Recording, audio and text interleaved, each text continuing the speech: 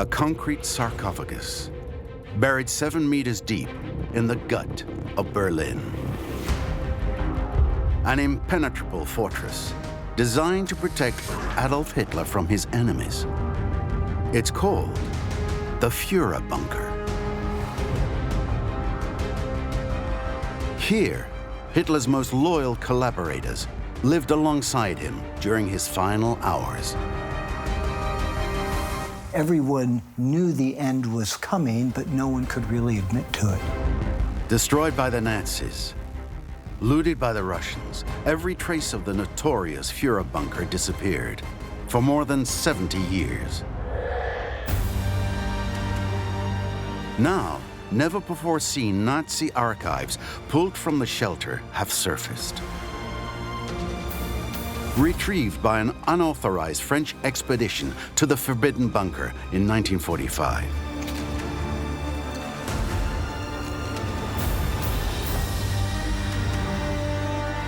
And along with the archives, an expedition member's first-person, handwritten account that takes us along on their bold, clandestine operation. They'll end up in a room they do not know, in a building they do not know. It's more than the unknown, it's a huge adventure. The dozens of documents they retrieved paint a vivid and dismal picture of Hitler's last days in his concrete dungeon. Hitler wanted to bring all of Germany into this destruction. And he made the decision that he was going to stay in Berlin and fight to the end. Here, for the first time, is the untold history of the Führerbunker and the length some people went to tell it.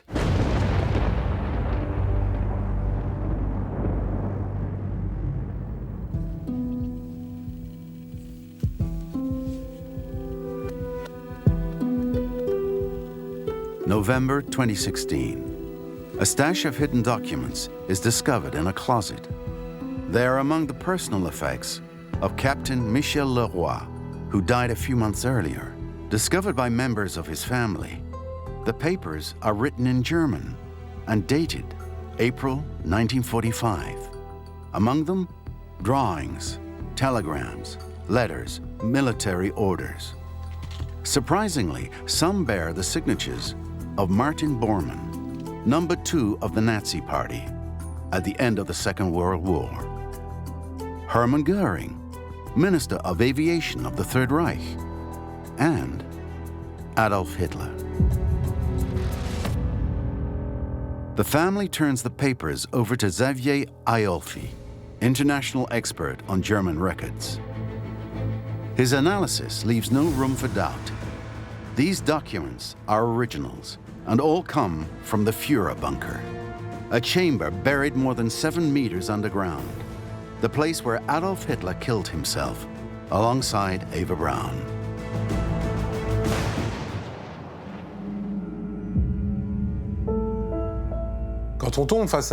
When we came across these archives, when I saw them for the first time, when the son of Michel Leroy put them in my hands, the first thing that came out of it is a smell of burning, of humidity. That is to say, more than 75 years later, they have kept the smell of where they were. It's like a time machine. We're immediately sent 75 years back in time. We have the impression of being a little caught up in the underworld. We have the impression of being driven by the spiral of time. When we have them in hand, we even feel like we're in the bunker. We get a little bit of an image like that of the things and the place itself. Among the papers, Michel Leroy's family also finds a 5-page document dated November 1945, handwritten by Leroy himself. He reveals how he procured these archives during a forbidden expedition conducted with 4 other French colleagues, a secret kept hidden for the better part of a century.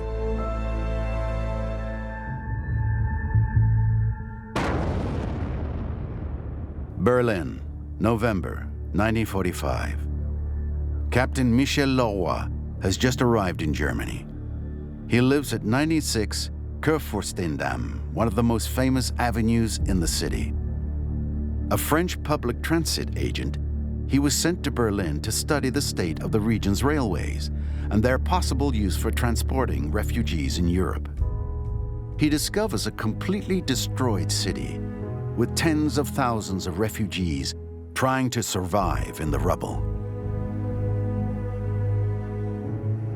This is a city that had been bombed for 2 or 3 years constantly by the Allies. And it was an absolute ruin, a pile of rubble. It was just one of these devastated landscapes. I mean, we've all seen the aerial footage of just these mountains of rubble, everywhere. The circumstances surrounding the end of the war are still very vague for Berlin's inhabitants, and the death of Adolf Hitler is still the subject of myths and speculation. At the end of April 1945, when the Russians entered the city, the Chancellor had taken refuge in his bunker beneath the Chancellery of the Third Reich.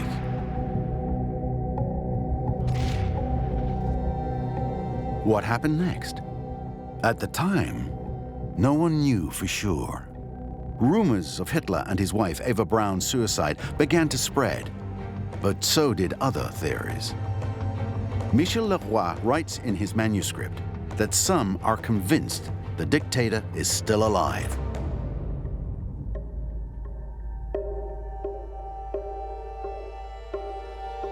Even now, after 7 months, there's no indisputable proof of his death. Doubt persists, and the Berliners, like many others, can't be sure of the death of the one who fanaticized an entire people. In November 1945, there were a lot of rumors about Hitler and Eva Braun possibly escaping. And people don't know the chronology of the facts or what exactly happened in the bunker. We're still under the impression that there are hidden elements. So, inevitably, when you're part of the French staff posted in Berlin, it seems quite logical to try to enter these phantasmagoric places.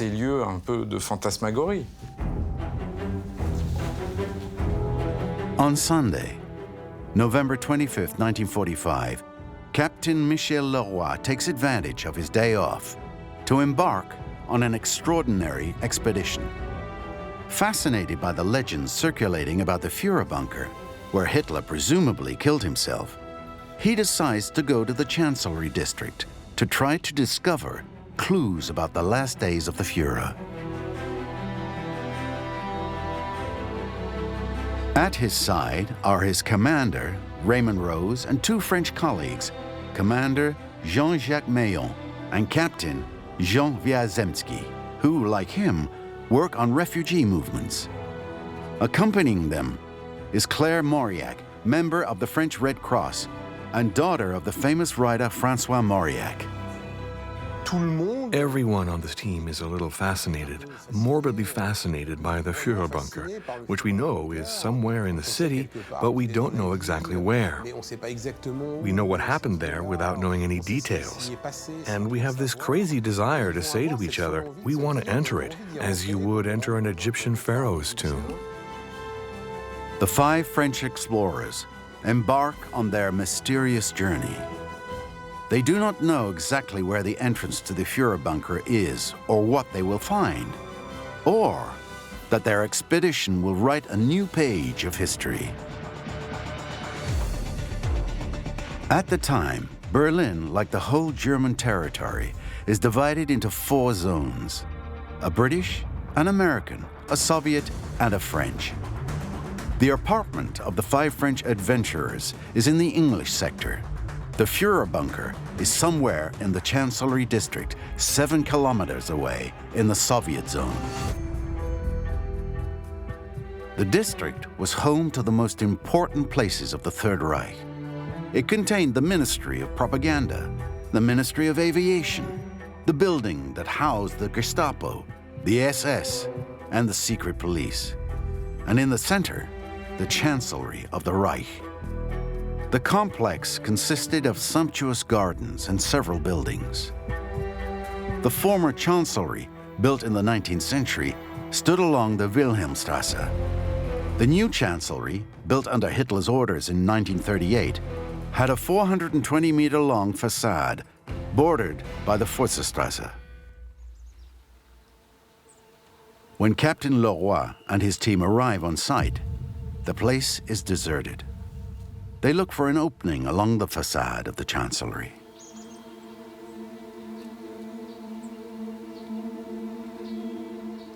After careful scouting, the team detects a breach near one of the three entrances to the Fürstenstrasse, specifically the former Borsig Palace on the corner of Wilhelmstrasse. The door to the Wurststrasse was closed and obstructed. We passed through a window in a corner.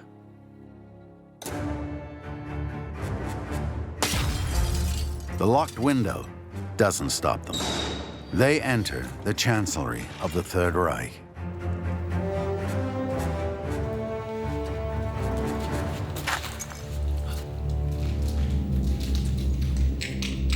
In his story, Captain Michel Leroy describes a ravaged place full of rubble, scrap metal, broken dishes, and burned or dilapidated furniture. His description corroborates accounts of the Chancellery just after the war. The Nazis burned it before the fall of Berlin to prevent the archives from falling into the hands of the Allies. It was then ransacked by the Russians, then looted relentlessly in the months after the war.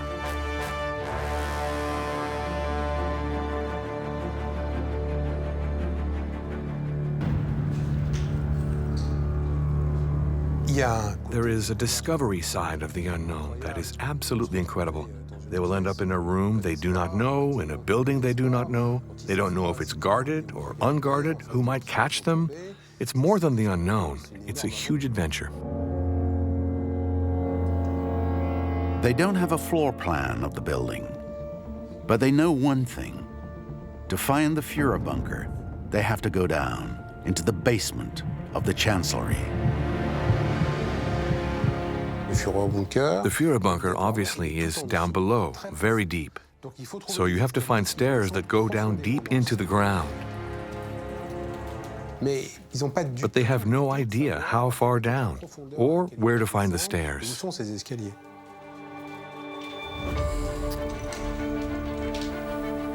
After a few minutes, wading through the debris, the group finds a staircase, then another, which leads them into the depths of the building.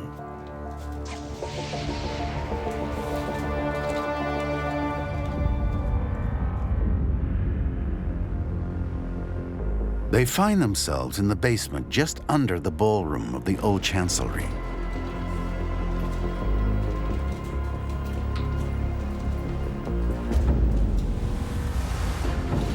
They don't know it yet, but they have just reached what is called the Führerbunker, an air raid shelter built before the beginning of the Second World War. The concept of a bunker is mostly to protect oneself from aerial and chemical threats. The idea was, in order to survive an air raid, you needed to head underground. The Führerbunker was built in 1936, more than 5 meters below ground.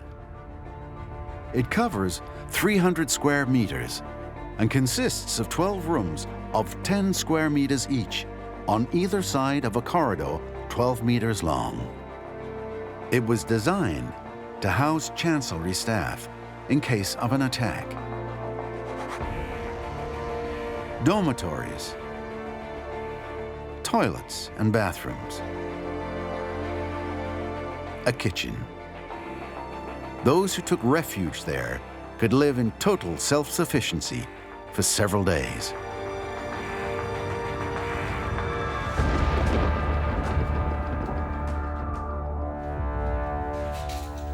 The group has just reached the Great Hall, where the meals of those seeking refuge in the Führerbunker would eat. Here, Captain Leroy and his team make their first discoveries.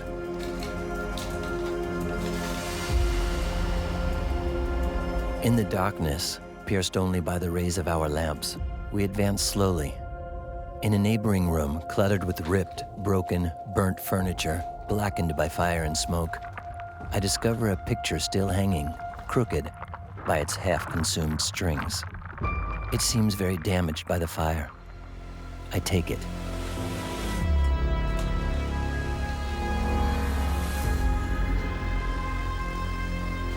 A little further on, in another room, we discover bronze statues, remnants of the 1936 Olympic Games.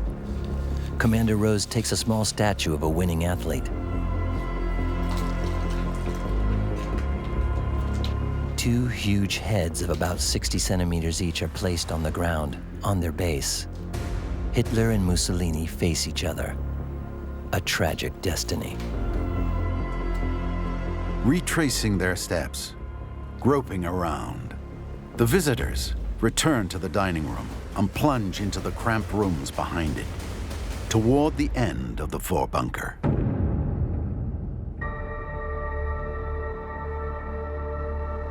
They discover a heavy iron door encased in concrete. Behind is another staircase, descending even deeper. They're hoping this is what they've come for, the legendary Führerbunker, where Adolf Hitler spent the last hours of his life.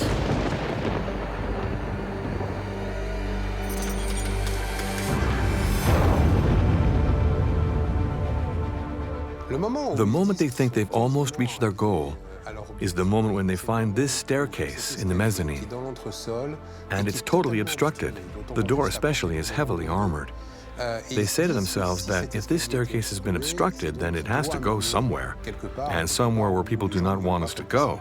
They realize that it's probably the stairway that leads to the Führerbunker, and indeed, it is the one that will lead them to the Führerbunker. 26 steps. This is all that separates the adventurers from the cave of Adolf Hitler.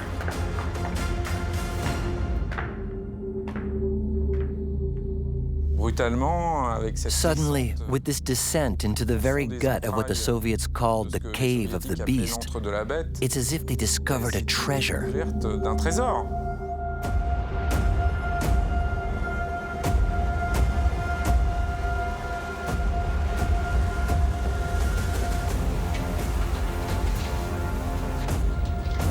Once downstairs, they are immersed in an almost unreal world. The atmosphere's hot and heavy, unbreathable. There's no air, and everywhere the smell of burning. We go through rooms, offices, a dormitory. All rooms connect. The scene they're going to find is completely ghostly. First, you have to remember that the bunker was filled with water. There are a lot of water pipes that burst. So there is this kind of ambient humidity, which is mixed with the smell of excessively strong burning. And at the same time, they look everywhere, wondering what souvenirs they can pick up. Under the light of their flashlights, they explore the scene.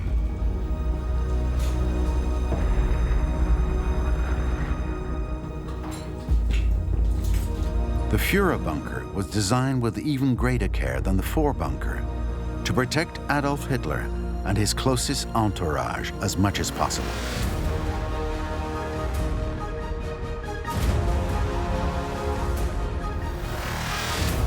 Its foundations were dug 12 meters deep, creating a complex totally isolated from the surface.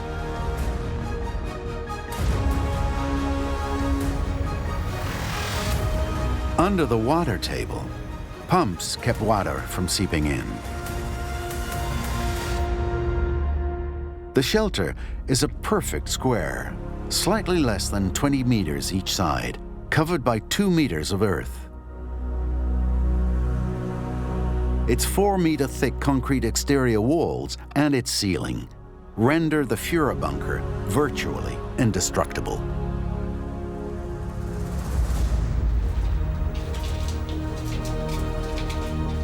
The thickness of the partitions make the rooms even more cramped than in the Führerbunker.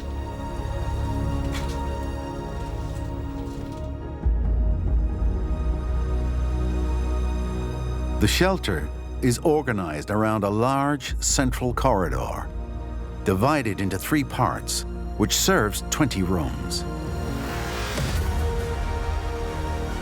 Part of the corridor had been turned into a meeting room for Hitler and his staff.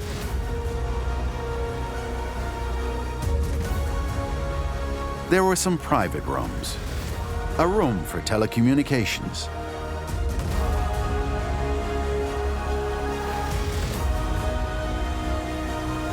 Eva Braun's bedroom and bathroom were located on the south side, and next door, separated by a simple desk, was Adolf Hitler's room.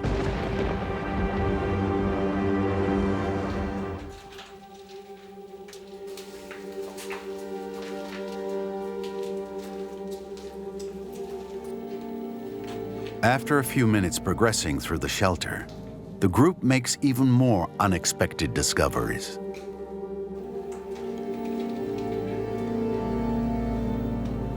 Despite the fire, destruction, and looting, some archives still survive in parts of the bunker. The fire did not succeed because of lack of air. Everything is upside down. Sofas, disemboweled armchairs, tumbled chairs, ransacked mahogany desks, emptied of their drawers, themselves emptied of their files. On the ground, debris of all kind is scattered. Papers, worthless books, staff cards, personal letters addressed to some SS office guard or telephone operators. With our flashlights, we search among this rubbish already trampled, searched and searched again by those who have preceded us for 7 months, for something that can enlighten us on what happened during the important hours that preceded the fall of Germany. When the Russians arrived at the Reich Chancellery in '45, and even later, they gave no importance to the archives that were there. This somewhat explains that when Leroy and his team returned to the Führerbunker, it's the only thing left to recover. After exploring several areas of the bunker, the group arrives in a small room that seems to have served as an office. It is here that Leroy and his team will discover first-rate archives, overlooked by those who had explored the bunker before them. On these dozens of scattered papers, a name comes up several times. Martin Bormann, the number 2 of the Nazi Party, Hitler's closest advisor until his death.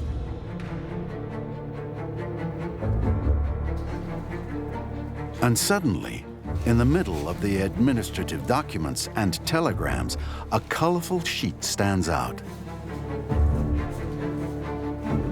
A child's drawing of flowers. On the back, a letterhead.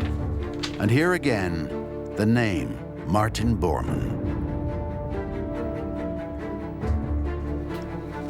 This incredible little note here in this atmosphere of death is the drawing Bormann's daughter sent to her father.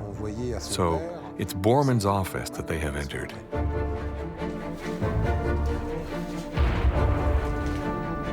This office, right next to the telecommunications room, allowed Martin Bormann, secretary of Adolf Hitler, to control the information between the Führer and the rest of the world.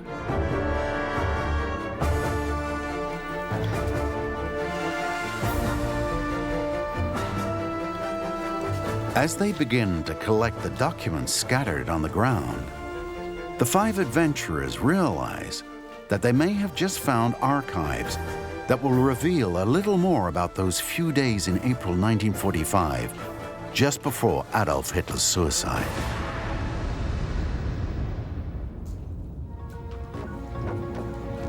They decide to go home to analyze their booty, leaving darkness behind them to cover the last secrets of the Führerbunker.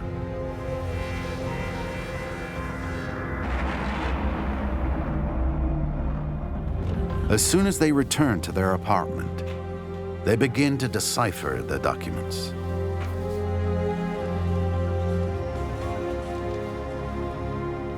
Telegrams, letters, military orders, drawings. In addition to Martin Bormann and Adolf Hitler, they discover documents bearing the names of Hermann Goering, Minister of Aviation, and Arthur Kannenberg, Hitler's personal butler. Gradually, these documents will transport the adventurers several months into the past.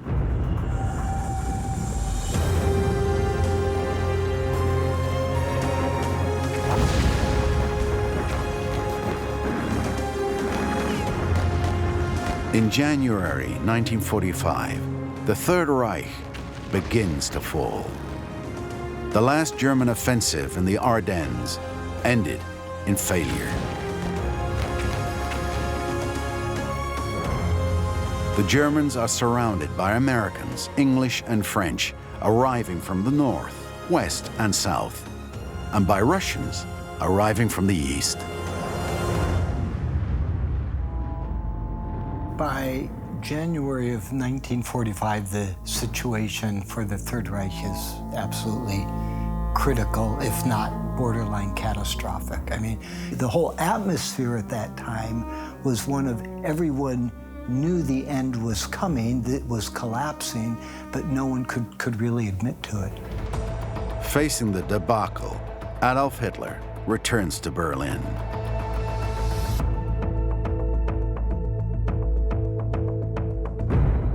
Berlin is the capital of the Third Reich. This is where, he needs to make the last stand.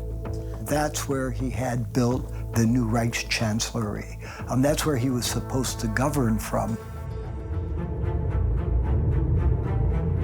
From February, the situation becomes more and more hopeless. The shelling on the city intensifies. Hitler can no longer stay on the surface without risk of being killed. Accompanied by his closest collaborators, he buries himself in his Führerbunker and will not come out again. Inside, safety comes at a cost.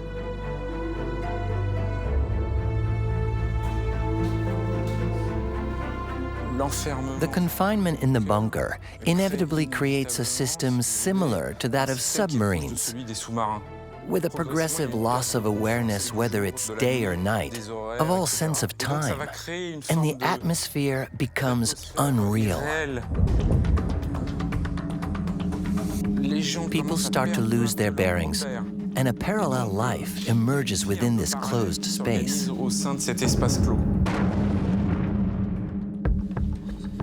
Among the archives found in Martin Bormann's office is a series of press dispatches that prove that the occupants of the bunker were totally isolated from the rest of the world.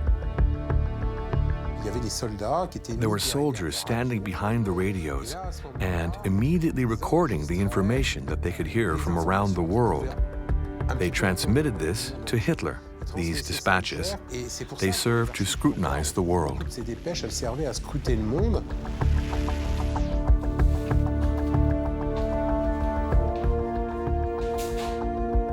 Madrid, Bern, Washington, New York.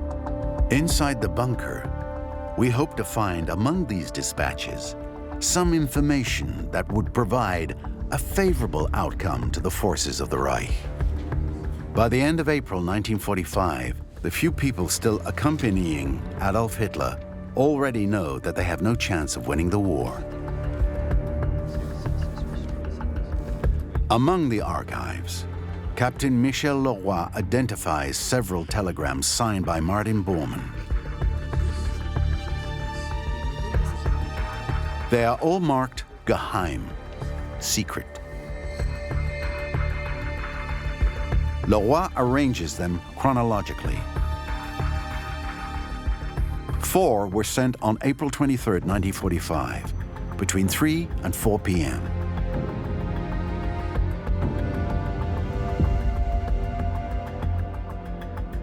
4 messages that reflect the atmosphere in the bunker on that day. The telegram sent at 3:12 p.m. is revealing. Telegraph, brief overview of the fighting sector South Germany. Here, it's hell to pay.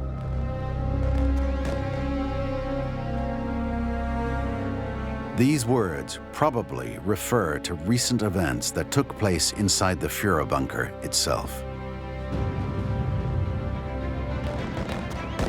The day before, April 22nd, while Berlin is under the bombs and the military situation grows more desperate,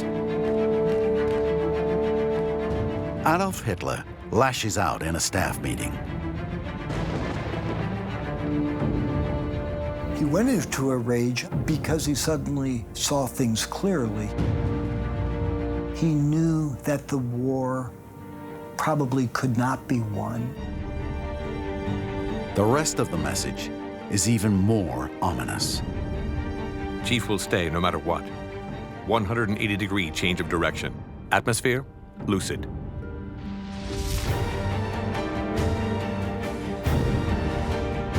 Hitler had planned to escape Berlin and seek refuge in the Bavarian Alps. But the last words of Bormann's telegram reveal otherwise. The Chancellor has just changed his mind and announced to his generals he will not leave.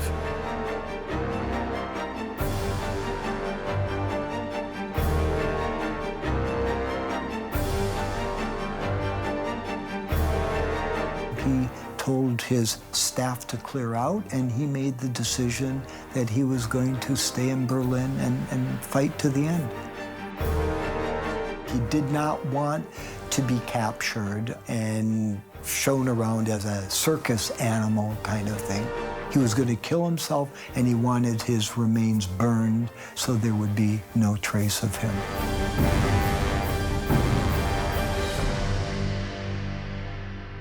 "18 minutes later, Bormann sends a new telegram to Hitler's Bavarian headquarters. A few words that summarize the tensions between the Chancellor and some members of his entourage. Warn Führerbunker that only Zander and I are here. We stay with the chief in Berlin. After announcing his suicide plans, Hitler fires much of his staff in the Führerbunker. Only his most faithful circle remains with him.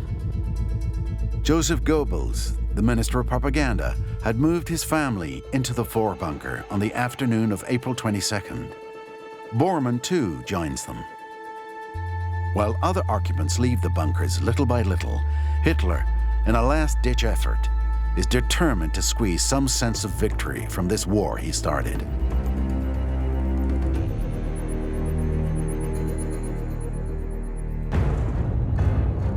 Here we fight. Our future situation depends on Friedrich and his companions, who are changing sides in the face of our adversaries. Friedrichs is the code name of one of the generals supposed to deliver Berlin. While Bormann and Hitler are convinced that the army is betraying them, they still keep a slim hope of a possible turnaround. Half an hour later, Bormann sends a final telegram to Paul Gisler, the Third Reich's Minister of the Interior. Immediately send all superfluous civil service staff into combat, under watch. Hitler demands that anyone old enough to carry a weapon be mobilized, and above all, to be ready to die for the fatherland.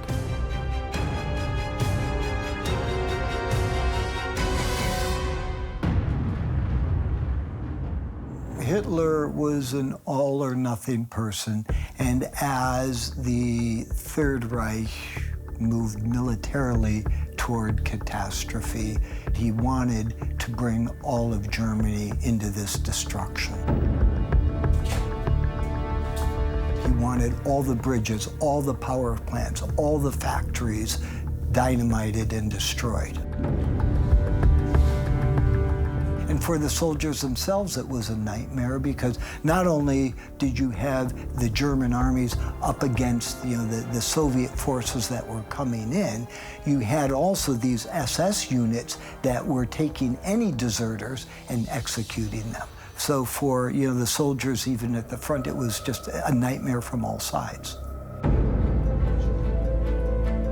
While Hitler is giving orders from the Führerbunker, the news of his rage and his suicide pledge the previous day reaches the highest Nazi dignitaries. It has special significance for one of them, a refugee in the Bavarian Alps near the small town of Berchtesgaden, Hermann Goering. His reaction is revealed in a telegram discovered by Michel Leroy, a text that could have changed the course of history. Hermann Goering sent it to the Führerbunker on April 23, 1945 at 2:53 p.m., where it was received at 3:10 p.m., 7 days before the death of Adolf Hitler. At the bottom of the document, the initials FDR and a signature from the receiving operator certifying its authenticity. At the top, the word Chefsache, Chief's Affair. It should be known that in his close circle, Hitler was not called the Führer, but he was called the Chief, and all the mailings that were made to Adolf Hitler bore this mention, Chief's Affairs, brought only by officers. My Führer, regarding your decision to remain at your post in the Berlin fortress, do you agree that I will immediately take over the entire leadership of the Reich with full powers inside and outside, and as your delegate, in accordance with your decree of June 29, 1941? The message is handed over to Martin Bormann, who manages all communications addressed to Hitler. Bormann cannot believe his eyes. Goering invokes a 1941 document signed by Hitler, which states that in case Hitler must vacate power, Hermann Goering should take his place and become Chancellor of the Reich.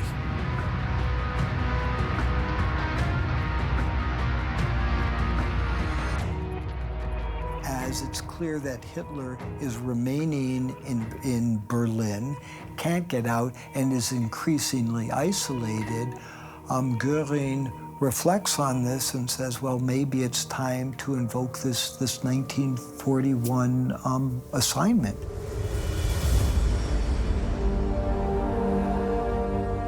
One could say that Goering was acting in good faith. He was power hungry, he was loyal to Hitler, but he did see that if he didn't step into this breach, either a Himmler or a Bormann would, and Hermann Goering wanted to make sure he had his rightful place.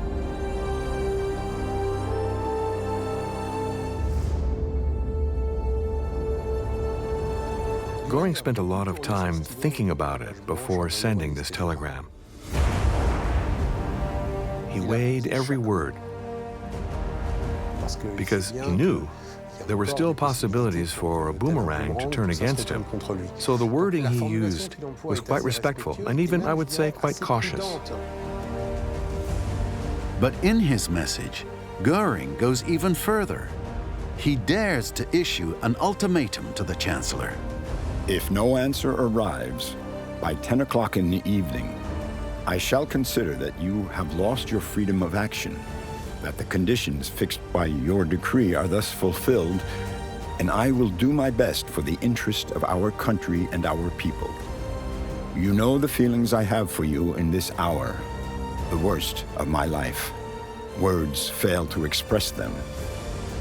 May God protect you and allow you to join us quickly. Your devoted, Hermann Goering.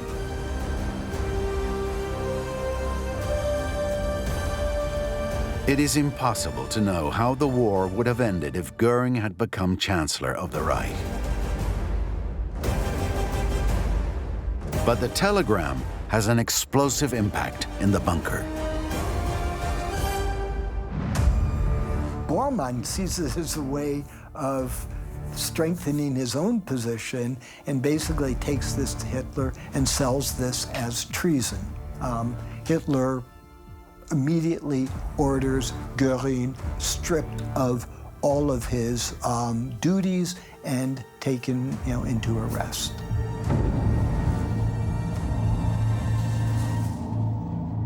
Bormann succeeds. The Führer flies into a rage and orders Goering shot. After a volley of telegrams, Hitler withdraws the execution order and merely revokes his posts.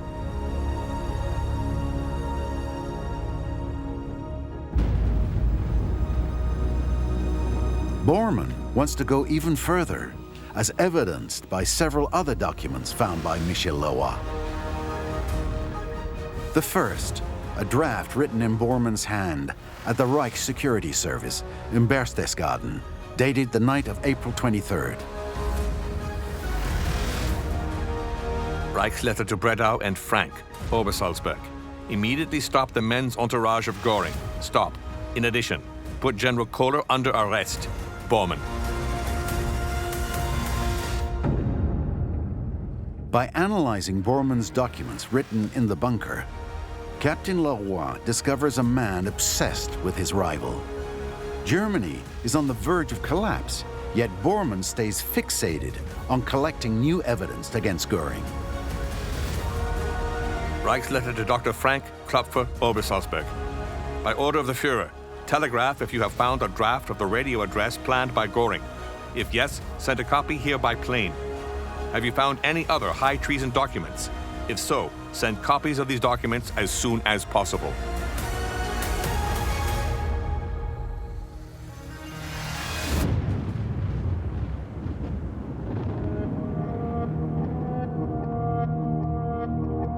On April 25th, as Bormann pursues his prey, another event marks the history of the Führerbunker. An event captured in 2 pages that miraculously survived the flames and that nobody, except Michel Leroy, has seen until now. The minutes of the last staff conference of the Third Reich, when the Chancellor sends his armed forces the ultimate order.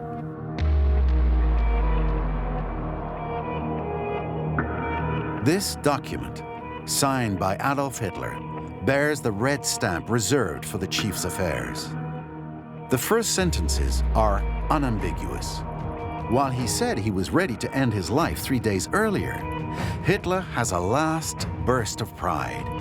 He wants to show everyone that he still believes in a favorable outcome and that he is still in charge.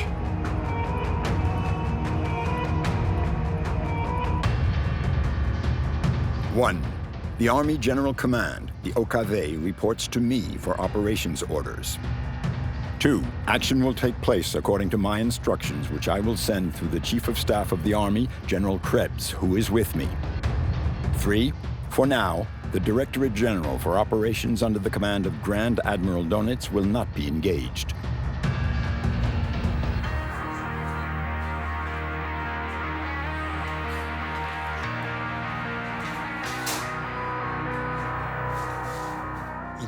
Hitler very firmly restates that it is he who gives the orders.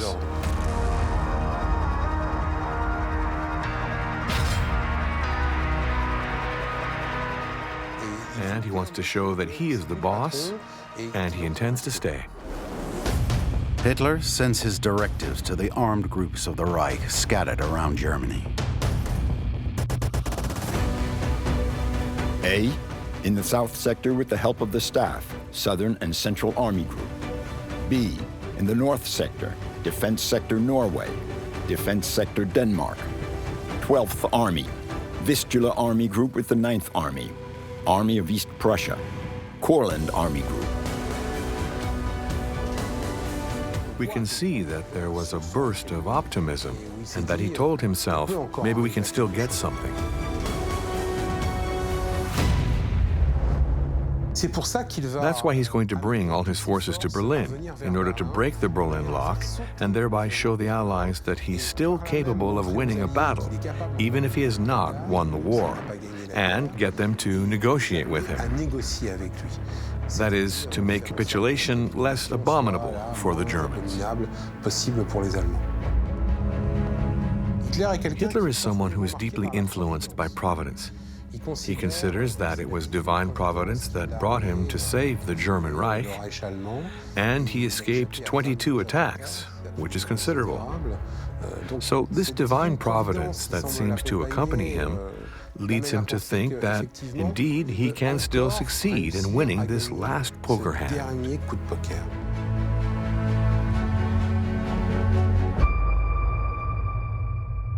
The main objective for the Army General Command, the OKW, will remain through an attack of all forces by all means and urgently from northwest, southwest, and south to connect with Berlin and thus bring victory in the Battle of Berlin. Knowing how things turned out in Berlin, Captain Leroy can't believe what he's reading. Hitler's orders to his troops are simply impossible to execute. On April 25th, Allied forces advancing towards Berlin have already reached the Elbe. Most of the German armed groups mentioned by the Führer have already been disabled or overtaken by the Red Army and have no way of getting to Berlin. Only the 12th Army could theoretically still achieve this. Standing near Potsdam and commanded by General Wenck, it will become Hitler's last hope for saving the capital. The problem is that these troops no longer have the equipment necessary to get to Berlin. It's like maneuvering phantom armies. The military means are no longer available, and the few troops he tries to bring back to Berlin no longer correspond to anything tangible.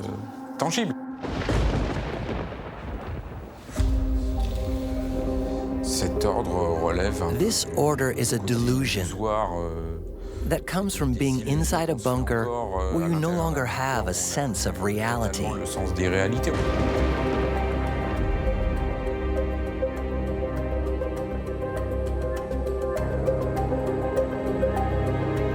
Waiting for Wenck's army to arrive, and the problem was the army was virtually non-existent.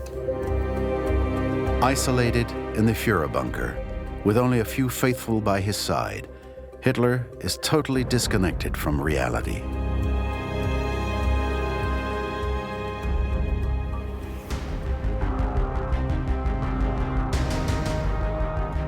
He does not know where his troops are, nor those of the Allies. Besieged, lonely, he will soon face the inevitable. The Battle of Berlin is lost. On April 30th, 1945, he kills himself in his office alongside Eva Braun.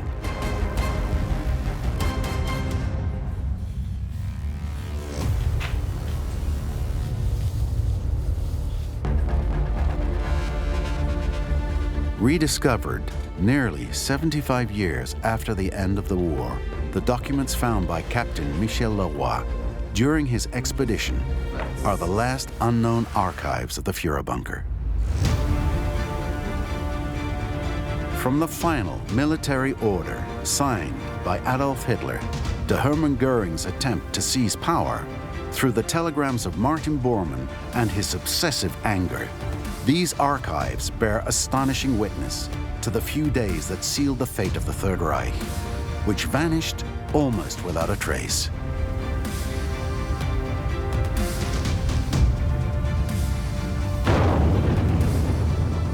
They divulge the last hours of a man and his distorted ideology, which plunged the world into chaos and reshaped history.